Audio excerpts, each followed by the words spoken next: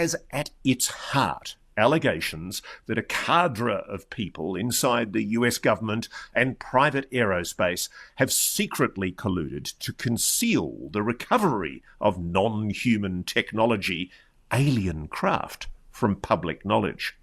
Skywatcher is an independent, private equity-funded initiative that intends to prove something the Pentagon categorically denies, that there is evidence of non-human intelligence engaging with this planet, and that alien tech really has been and can be recovered and hopefully reverse engineered, this time by good old-fashioned capitalistic private enterprise through Skywatcher rather than the dark forces of the so-called deep state. Okay, so we're getting into some really wacky talking points here, right? We're talking about the deep state, which a lot of people would agree that there is one, at least in some form. You know, the forums and all those really unfathomably rich communities, influential people, you know, people who know people, right?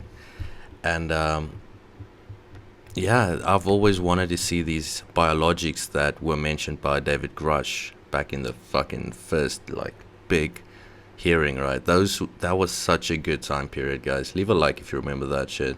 Matthew Pines, I have to say, firstly, welcome to Reality Check. And isn't covering UAPs one hell of a pivot from what you normally do in the sober world of national security? Well, first off, thank you, Ross. I've admired your work and I appreciate you bringing me on to your show.